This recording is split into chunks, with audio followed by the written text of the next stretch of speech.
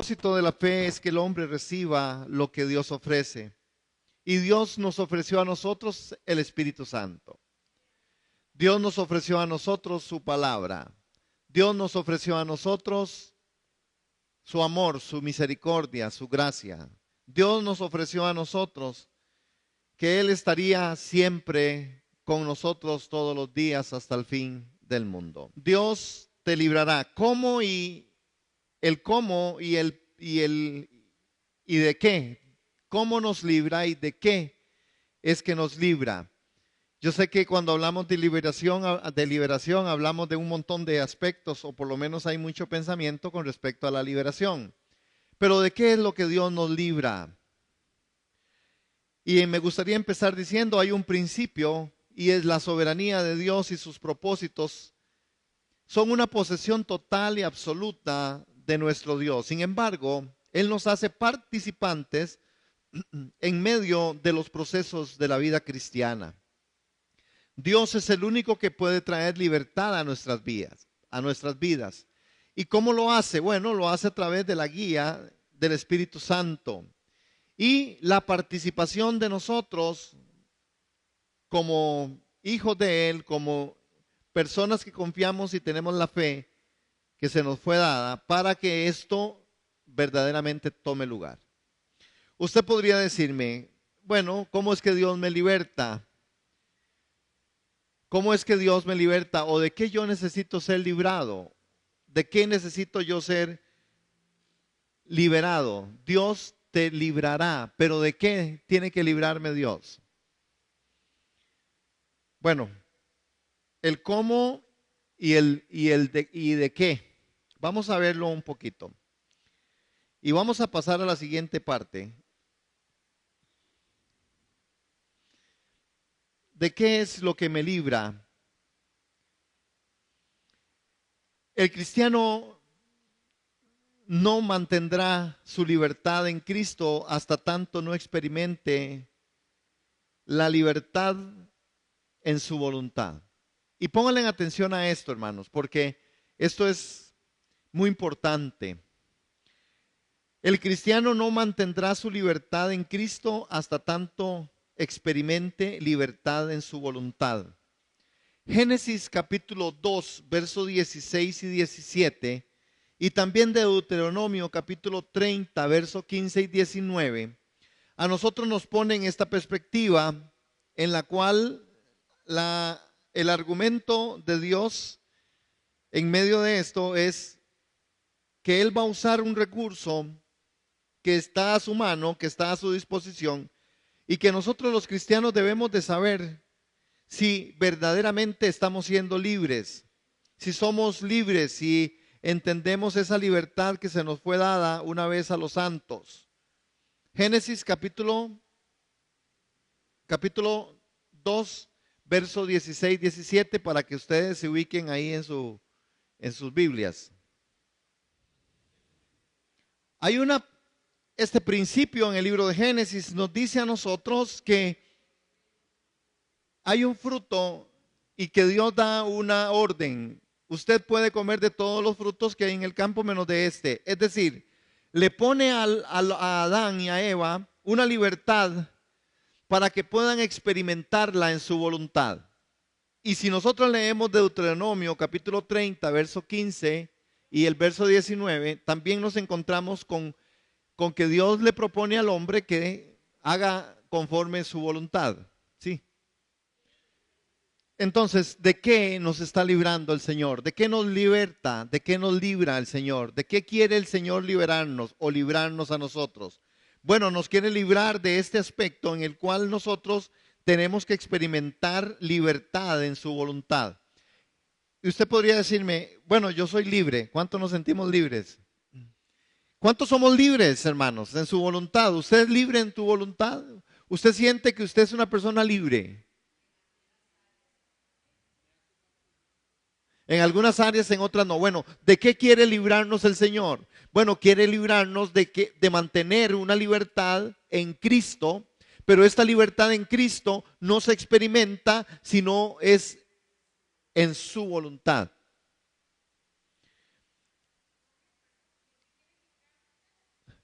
Él quiere librarnos de que nosotros como creyentes, como hijos suyos, nos mantengamos libres en Cristo Jesús, que seamos totalmente libres. Él nos quiere librar entonces de un aspecto en el cual si yo no experimento la libertad en mi voluntad, definitivamente yo no soy libre. Ajá, pero mi voluntad debe ser libre. El punto está en que no sé cómo estamos nosotros siendo libres. Si somos libres en nuestra voluntad o nuestra voluntad está siendo tomada o asumida por algunos otros aspectos que no nos dejan caminar en la libertad de Cristo. ¿De qué nos libra el Señor? Sí.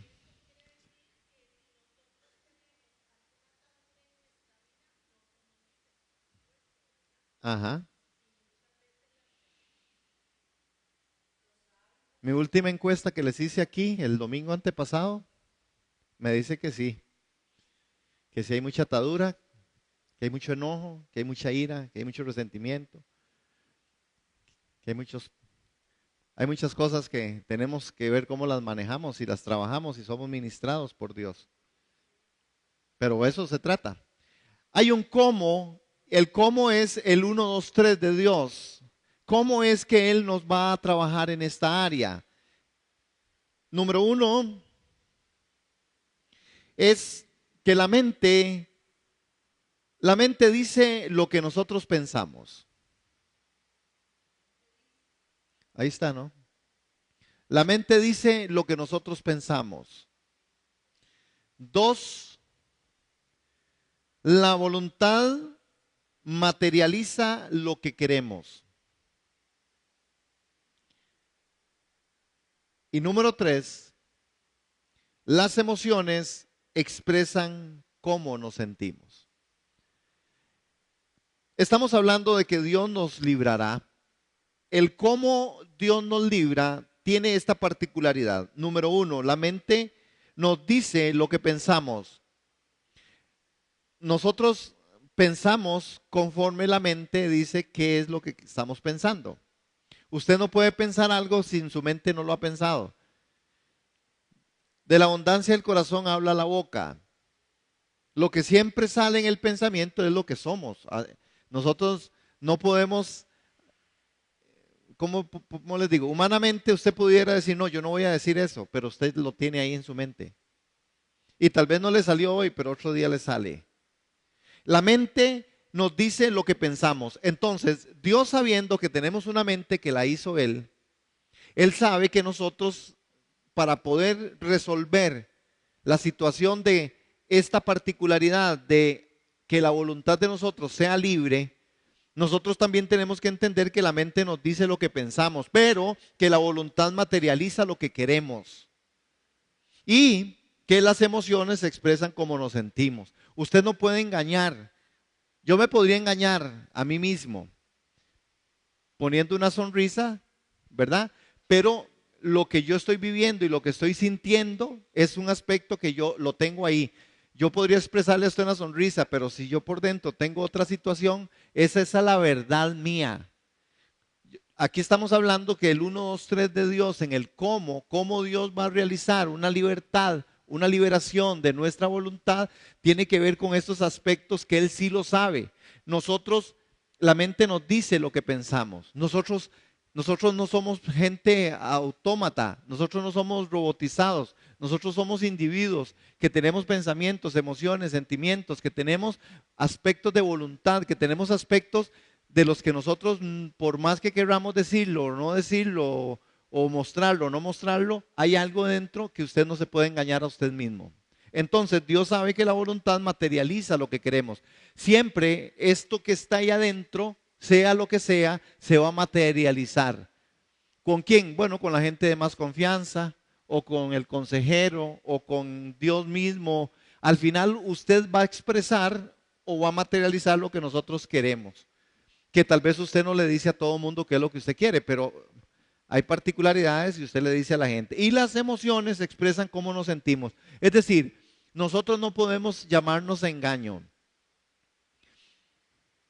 Ustedes podrían pensar que yo estoy compartiendo, y los voy a decir porque estoy compartiendo de estos martes sobre el Espíritu Santo, porque el trabajo, y yo les dije la vez pasada, y vamos a seguir trabajando con respecto a esta parte del Espíritu Santo, porque necesitamos resolver algo como individuos, como iglesia, y si Dios ha hablado al corazón con respecto a esto, pues es importante que esto sea. Entonces, hay algo que es muy importante. El enemigo sabe que sí afecta a nuestra mente.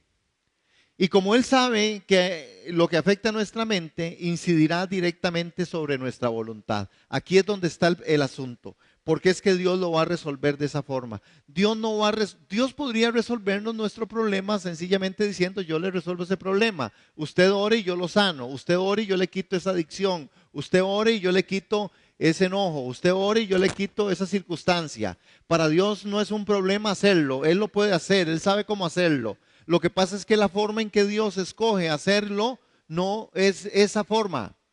La forma que Dios escoge hacerlo es entendiendo Él que sí es algo que usted tiene que resolver. La situación suya y la mía la tenemos que resolver en conjunto con Dios, en la guianza del Espíritu Santo. Para eso se nos dejó el Espíritu Santo. El Espíritu Santo se nos dejó porque Él nos va a guiar a toda la verdad. El Espíritu Santo no nos dice solo verdades, Él nos guía a toda la verdad.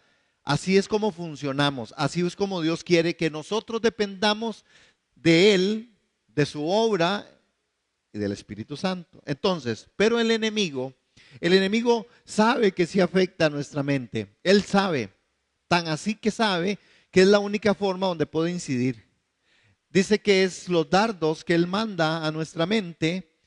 Y Él sabe por dónde golpearnos, Él sabe por dónde hacernos sentir mal. Él manda el dardo y si usted lo agarra y usted le compra eso, sencillamente usted se siente mal. Y usted llega y como la parte de las emociones se expresa como nos sentimos, entonces usted empieza a conversar con gente de cómo usted se siente. Usted le está diciendo a las personas: es que me siento así, me siento mal, me siento decepcionado, me siento defraudado, me siento molesto, me siento... Es decir, y entonces, en lo que usted comenta y en lo que usted dice, que es verdad, porque es la expresión del sentimiento, es la voluntad materializada, lo que nosotros no nos hemos dado cuenta es que el enemigo está tomando ventaja. Amén. ¿Estoy claro en eso?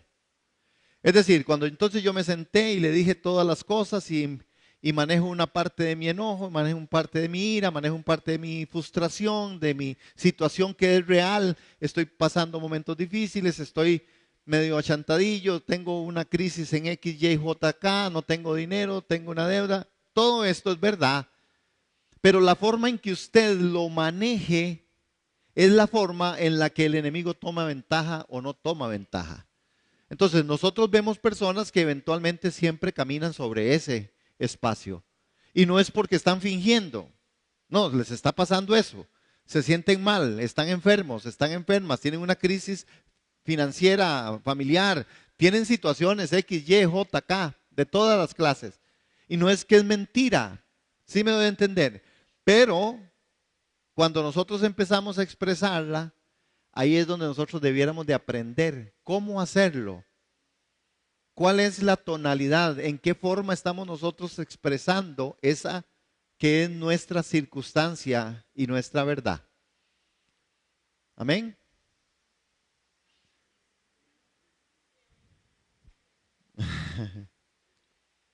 Hay un texto que está ahí que dice que el ladrón viene solamente para robar, matar y destruir. Pero yo he venido para que tengan vida y la tengan en abundancia. Juan capítulo 10, verso 10. Y vean el texto de abajo.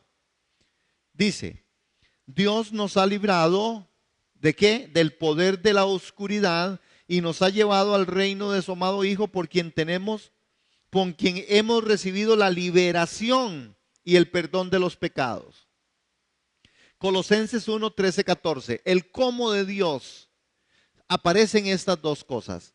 El ladrón viene solamente para robar, matar y destruir, pero yo he venido para que tengan vida y la tengan en abundancia. ¿Cómo coloco en mi crisis la segunda parte del tema, del texto? ¿Cómo coloco que Él ha venido para que yo tenga vida y la tenga en abundancia?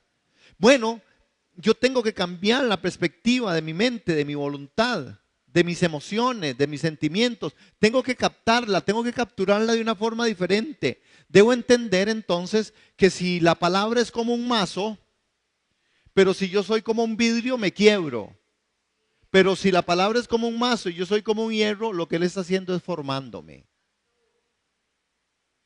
Entonces, si yo veo en la circunstancia que Él me está formando, no importa lo que me estén volando, cómo me estén dando, cómo esté viviendo mi crisis, mi situación. El punto está en que entonces yo debo decir, Señor, tú viniste para que yo tenga vida y la tenga en abundancia. Sí, el enemigo viene a matar, a robar y a destruir.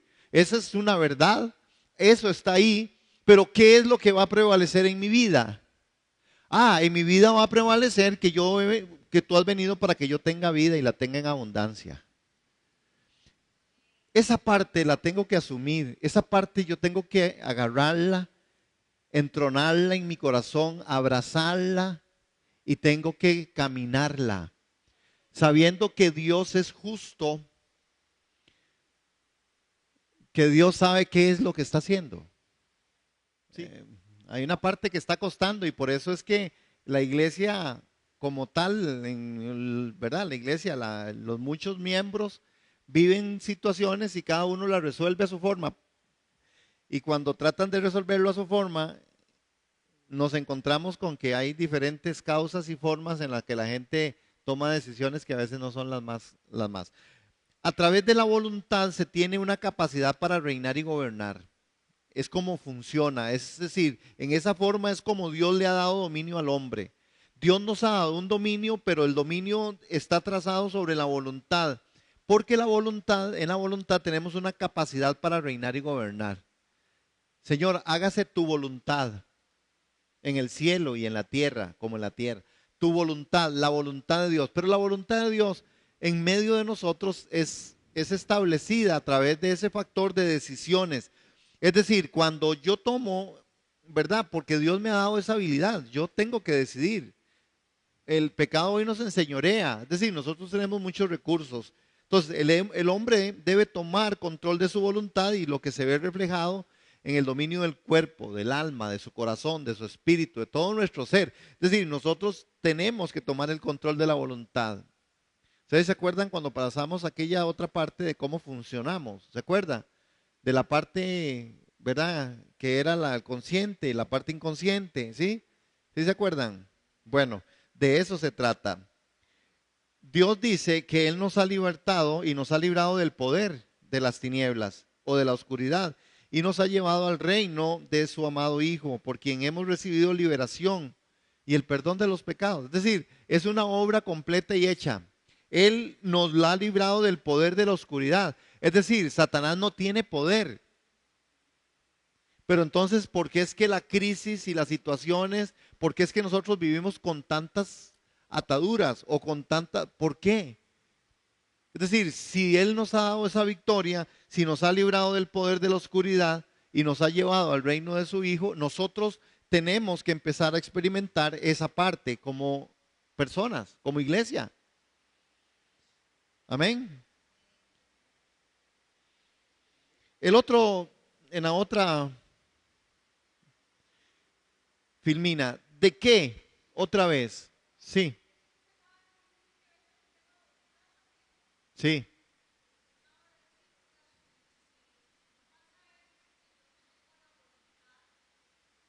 Hay una voluntad. Lo que pasa es cuando nosotros no logramos tomar esas decisiones es porque hay una voluntad cedida. La voluntad siempre va a estar en control de alguien. Se parte del principio que esa voluntad es algo con lo que yo la manejo porque yo he sido libre y Él me libertó y me trasladó del reino de la oscuridad al mundo de Dios. Entonces, mi voluntad es que yo hoy puedo escoger dentro del bien y del mal, los textos que leímos. Pero si esa libertad, esa voluntad está cedida, sencillamente se vuelve un desastre. ¿Verdad? Entonces es cuando vemos un poco de casos y de gente pensando que está haciendo algo bueno, ¿verdad? Buscando respuestas y soluciones que él piensa o cree o ella piensa y cree que son las mejores, pero sencillamente está siendo dirigido por otra cosa, ¿verdad? Hay una voluntad, ¿no? Entonces vienen depresiones. ¿Qué es la depresión? Aparte de ser pecado. Yo no quería decir eso, perdón. Pero es verdad. Es porque la depresión es una entrega de mi voluntad al enemigo. Porque Dios no me va a tumbar en una cama. Sin embargo, Dios todo lo usa para bien. Entonces, muchas veces en medio de una depresión, Dios viene a hablar al corazón de esas personas o a su núcleo familiar en el entorno para que ellos puedan ver que hay diferencias y que hay que tomar las armas de nuestra milicia, que son espirituales, y pararnos firmes, a no ser, y aquí la gran excepción, que sea un asunto químico biológico, en donde mis hormonas ya no estén funcionando de una forma adecuada y entonces no estén produciendo serotonina o no estén produciendo otras cosas y entonces caigo en un estado depresivo, pero por falta de esos elementos químicos biológicos de nuestro cuerpo. Por ejemplo, de sí, como que ya uno no le da la, ¿verdad? Que no le dé la bisagra como para dar el paso. Y ya hay un asunto de, no es como que, ¿verdad? Es que ya no me da, ya no me da, ya no me dio para el paso, ya no me dio para, me vuelvo muy sensible en cosas, ya mi sistema digestivo no funciona igual, entonces ya el chicharrón me lo tengo que comer como a las 8 para hacer la digestión a las 9 de la noche, es decir, todo el día sin, ¿verdad? Ajá. El libre albedrío fue aquello que se nos dio cuando nosotros entramos en Cristo. El libre albedrío es para la capacidad que Dios nos da para escoger por Él. La voluntad es la capacidad que Dios nos da para escoger por Él, pero para escoger en vivencia, en nuestra realidad, en nuestro caminar cotidiano, por lo que es la verdad de Él. El Espíritu Santo es el que a nosotros nos asiste para saber cuál es la verdad y nos guía a toda la verdad. Y, sin nada más.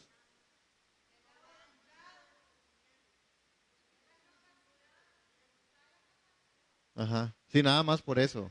El libre albedrío es para escoger por Cristo, punto. No es para hacer lo que yo quiero. Qué bien, doña Vi.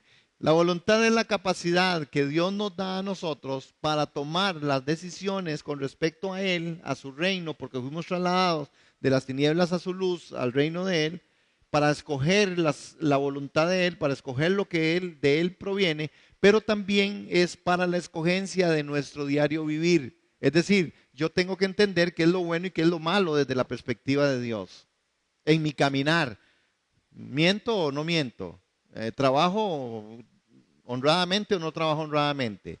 ¿Doy honradamente o no doy honradamente? Es decir, todas esas capacidades y esas formas son parte de nuestra voluntad. ¿Está bien?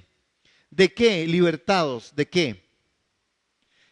Señales de alerta sobre fortalezas espirituales de maldad que afectan nuestra voluntad. De esto, ¿de qué Él quiere libertarnos? De estas cosas, de fortalezas espirituales de maldad que afectan nuestra voluntad. Este punto, hermanos, es muy importante. ¿Por qué? Bueno, porque hay una parte de una inercia, resignación ante los obstáculos, la aceptación de cuando ocurre alrededor, incluso de la adversidad. Estos aspectos de la adversidad, esto de los obstáculos, las fortalezas espirituales de maldad que afectan nuestra voluntad, todas estas cosas afectan la voluntad. ¿Por qué? Bueno, porque cuando yo tengo un asunto y un problema de aceptación, yo me resisto ante algo porque es una situación muy difícil, que no es tan fácil. Por ejemplo, no es fácil tener una enfermedad, pero yo tengo que entender que esta parte yo no puedo levantar una fortaleza, porque hay cosas de maldad que afectan. Entonces, ¿cuáles son esas cosas de maldad que afectan? Bueno, ese pensamiento que puede decir, ¿cómo es posible que yo sea cristiano, que yo ore a Dios, que yo sea un hombre de Dios o una mujer de Dios y al final esté enfermo? ¿Dónde está Dios? Porque es que yo estoy viviendo una crisis. ¿Y dónde está Dios? Si yo soy un hombre creyente, voy a la iglesia. Estas cosas, hermanos, son fortalezas espirituales que de verdad se empiezan a levantar conforme esto, ¿verdad? Y entonces empezamos a ver que no podemos comprenderlo, pero ¿de qué quiere libertarnos Él? De esas fortalezas espirituales de maldad que afectan la voluntad, que nosotros vamos a verlas. ¿Cómo nos liberta? Sí, Elena pregunta si hay pecados que son específicamente que vienen sobre la parte de la carne o algunos que pudieran ser de la parte espiritual o del espíritu. Bueno, del espíritu no va a salir ninguno, de la carne van a salir todos.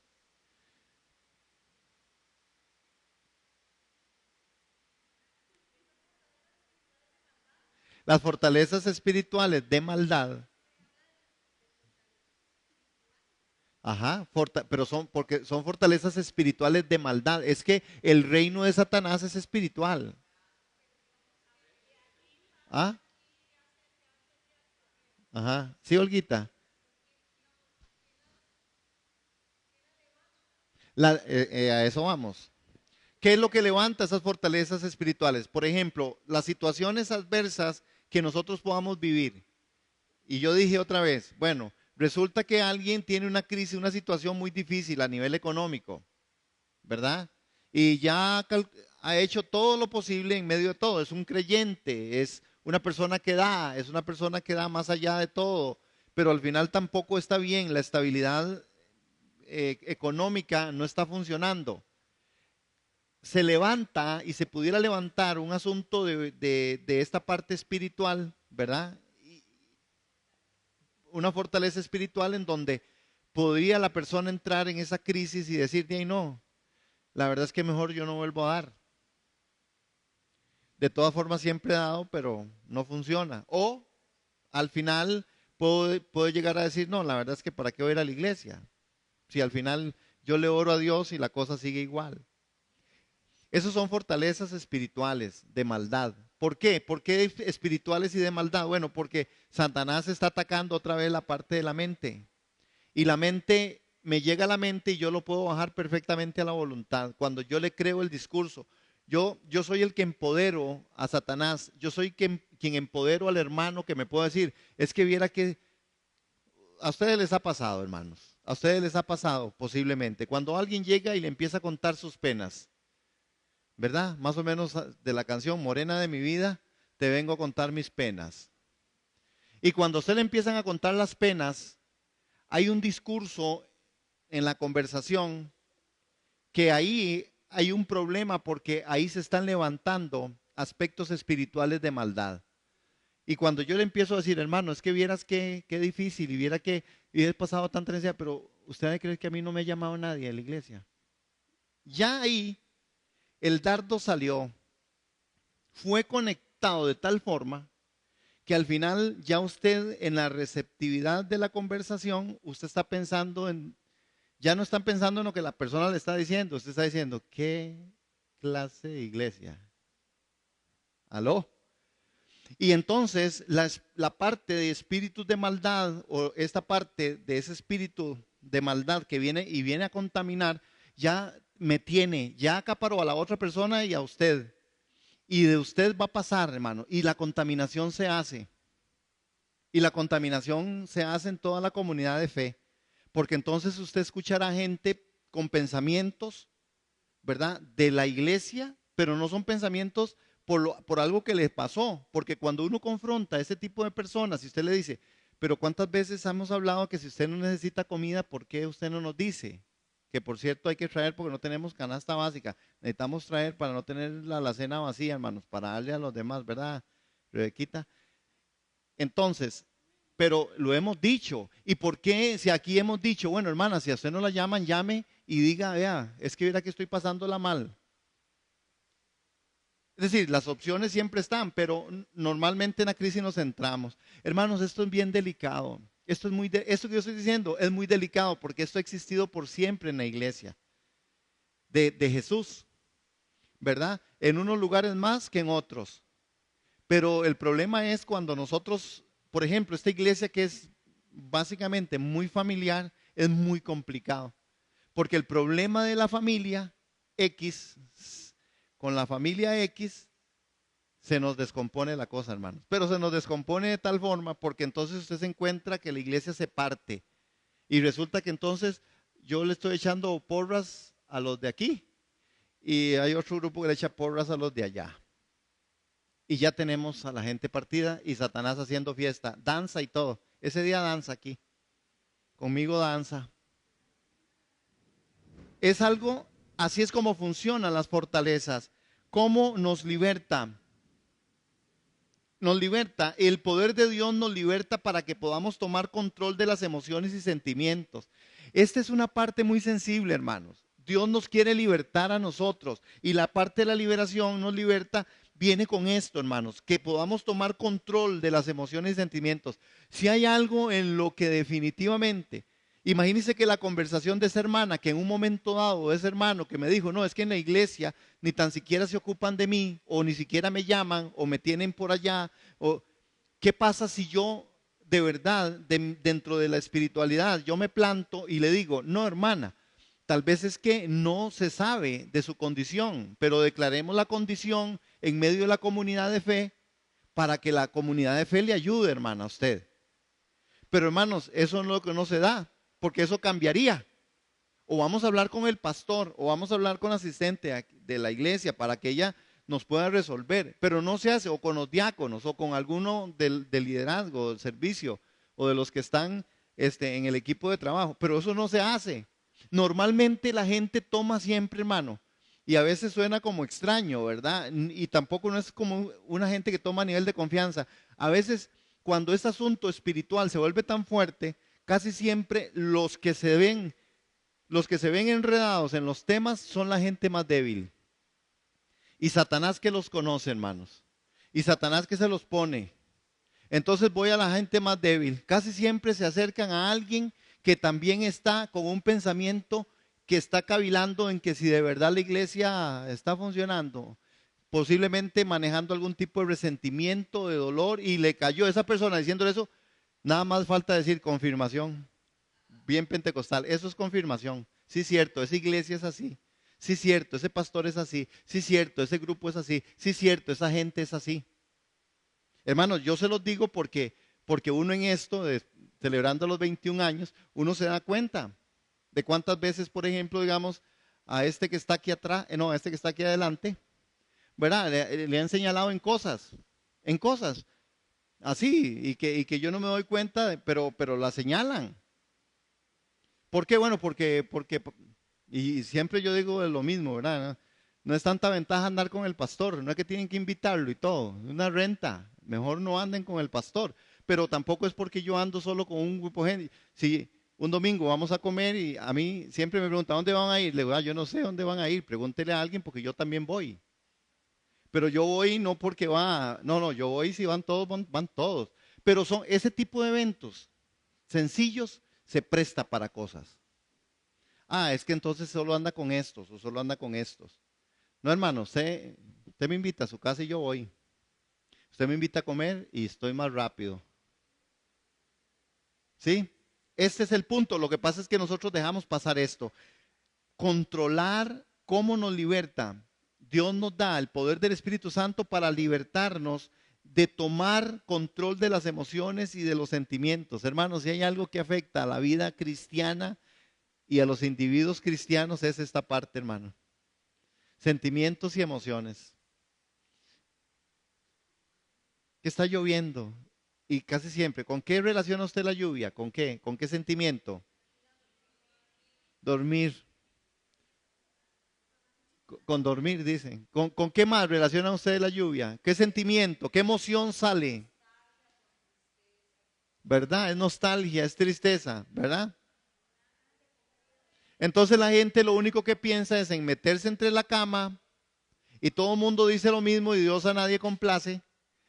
Qué rico ir a dormir y que esté lloviendo y cada vez que usted se acuesta, el Señor quita la lluvia. Eso es importante porque cuando usted está dormido no la puede escuchar. Entonces, ¿para qué la quiere?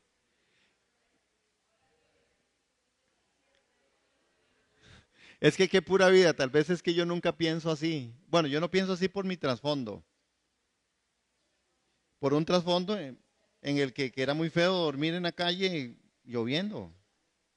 Entonces yo digo, no, que no, si es hora de dormir, que no llueva. Pero bueno, los sentimientos, con qué relaciono yo la parte del sol y del verano? ¿Verdad? Ir a pasear y voy para la playa y tacatatá.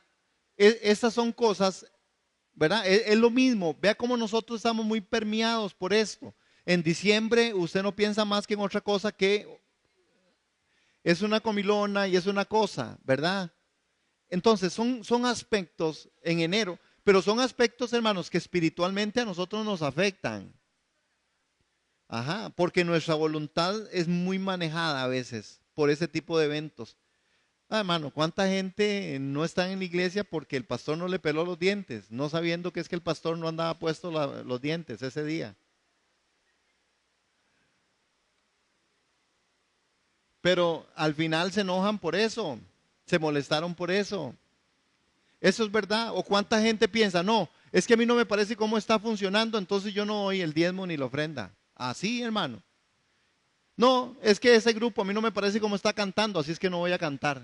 Así funcionamos muchas veces. Esto es, Dios nos quiere libertar y el poder de Dios nos liberta para que podamos tomar control de las emociones y de los sentimientos, hermanos. Entonces, tenemos que hay un aspecto, hermanos, que han confundido el llenamiento del Espíritu con la llenura del Espíritu.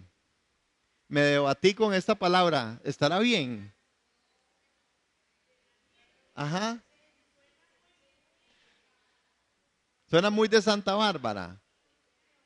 Pero ahorita cuando ustedes vean, les puede sonar feo, pero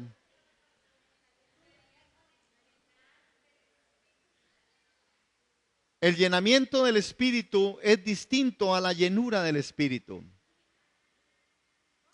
El llenamiento del Espíritu es diferente a la llenura del Espíritu. Ve, hermanos, ¿por qué ustedes no son teólogos con solo verlos? Sí, sí existe. Les voy a decir, ¿qué implica esto? Pásemelo ahí. Llenar, ahí está. Llenar es una acción y lleno es una condición. Hay una confusión en esto y entonces nosotros pensamos que tenemos el Espíritu Santo y que el Espíritu Santo habita en nosotros y eso es verdad, pero tal vez nosotros no estamos confundiendo esta parte del llenamiento del Espíritu con la llenura del Espíritu Santo. Y aquí es donde nosotros nos hemos rezagado y nos hemos quedado. Y yo lo digo porque a veces uno en la iglesia, uno puede ver, bueno, ¿por qué? ¿Por qué nos cuesta tanto? A veces hay que jalar, ¿verdad? Y el domingo en el derecho al berreo decía, bueno, es que la gente es muy rotativa, es que la gente le cuesta, unos vienen un domingo y otros vienen, son como dos grupos diferentes. Parece que a unos les toca cada 15 días y a otros, ¿verdad? Es como esa parte que tenemos que, y uno aquí puede achacar eso. Tenemos que achacarlo a que a nosotros de verdad nos falta ese tipo de esa, no solo la acción de llenar, sino la condición que es estar lleno del Espíritu Santo. Cuando hablamos de condición, ¿de qué estamos hablando? ¿Qué es una condición, iglesia? Algo, algo que está dentro y que sale, algo que yo poseo. Es decir, que el primero llenar es para la obra y el servicio del creyente, hermano. Usted tiene que ser lleno del Espíritu Santo para el servicio y para la obra del ministerio, ¿verdad? Entonces, y el segundo, este lleno, que es una condición, es para su vida espiritual abundante. Una cosa es el servicio, porque entonces usted note esto, y nosotros lo notamos en la parte del servicio. Hay gente que está muy dispuesta para la obra del servicio, y usted los ve sirviendo, y lo hacen con, ¿verdad? De una forma muy bonita, y lo hacen, ¿verdad? Lo hacen, y están y se sacrifican un poco, pero estas vidas muchas veces no tienen la segunda, la parte del lleno de la condición, es decir, no es una vida espiritual abundante. Entonces, ¿dónde lo nota usted? ¿Dónde nota usted eso? ¿Dónde nota usted la diferencia en que hay alguien que sirve porque está en la acción, está siendo una persona que está en la acción de ese llenar del Espíritu, ¿verdad? De esa forma en que el Espíritu lo tocó para el servicio. Dijimos que llenar es para la obra y el servicio del creyente. Y que lo segundo es para la vida espiritual, es decir, el lleno, que es la condición. Es decir, que en la acción yo me reflejo y me veo bien. Entonces estoy sirviendo y si somos servidores, estamos, venimos, ayudamos, ¿verdad? Pero la otra parte, uno se ve que en la condición de vida, de eso que sale y que fluye, a veces no. Porque usted se encuentra entonces con que la gente que sirve normalmente termina cansada. Y entonces a veces se ven viniendo por obligación. Y lo hacen porque, ¿verdad? Sienten que eso es una parte de lo que tengo que hacer, ni modo. Pero no están en esa parte de la condición con gozo y júbilo en el corazón a pesar de todas las cosas. ¿Sí me di a entender? Yo no soy el más diestro, pero ahorita tengo una filmina ahí que ustedes lo van a poder ver en la parte gramatical. Entonces tal vez eso nos dé más luz. ¿Ok? Pero déjenme decir lo siguiente.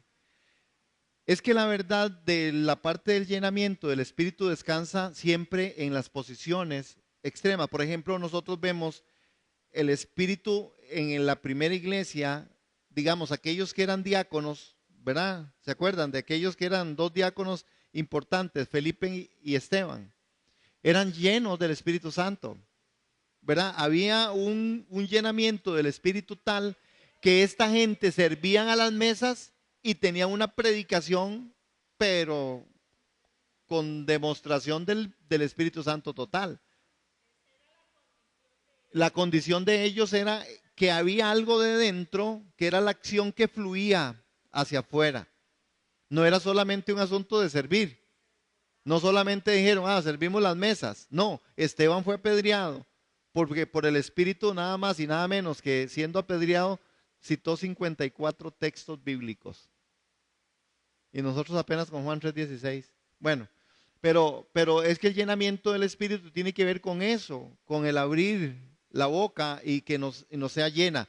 Entonces, por ejemplo, y vamos a verlo ahí, yo creo que ahí viene, ya está. Llenar, ahí está. Llenar y ser lleno, que no se ve bien. Bueno, llenar es un verbo. Ser lleno, un adjetivo. ¿Quién me explica la diferencia entre el verbo y el adjetivo?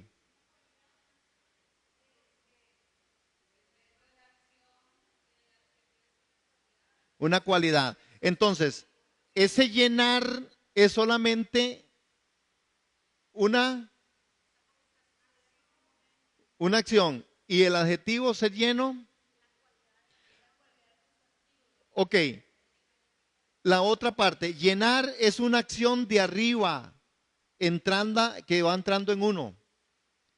Pero el lleno es una condición que fluye de adentro hacia afuera. Otra vez, es la expresión de Cristo en mí. Cuando yo digo que yo soy lleno, que tengo ese llenamiento del Espíritu, es Cristo fluyendo en mi vida. El llenar da poder para servir, pero el ser lleno está relacionado al crecimiento espiritual. El llenar tiene que ver, está relacionado a los dones y a la obra, pero el ser lleno está asociado con la fe y con la vida. Son dos cosas totalmente distintas. Entonces, nosotros fuimos bautizados por el Espíritu Santo. Usted diría, sí. ¿Qué fue lo que nos pasó ahí? Fuimos llenos, pero el llenamiento del Espíritu es un asunto que se da posterior a esto.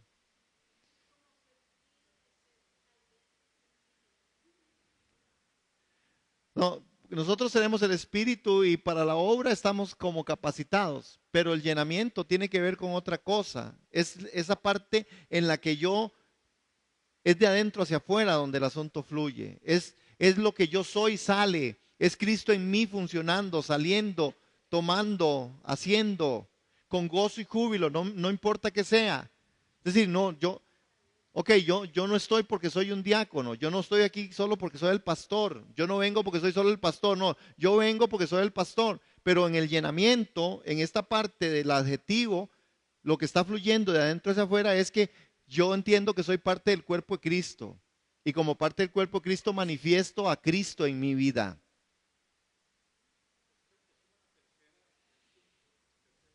Sí, la manifestación, muy bien.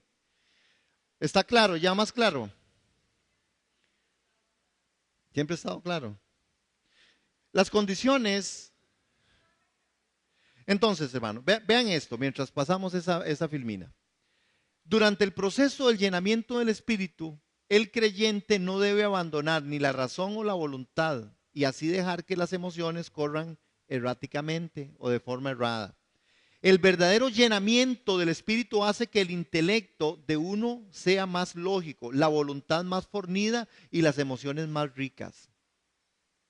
Entonces, ¿por qué? Bueno, pues Dios no es Dios de confusión, sino Dios de paz. Entonces, hay alguien con un llenamiento del Espíritu, usted lo puede ver, que no está ni confundido y lo siente en paz a pesar de la tribulación, a pesar de la circunstancia, a pesar de la angustia, a pesar de cualquier otra de las cosas. Porque Dios está trabajando en medio de esto. Primera de Corintios 14:33, vean qué dice ese texto, que me lo lean, porfa. Primero Corintios 14:33, bien duro. Ajá. Vean que es porque hay extremos en medio de esto. Cuando se habla de la gente, entonces la persona piensa que ser lleno del Espíritu Santo es hablar en lenguas.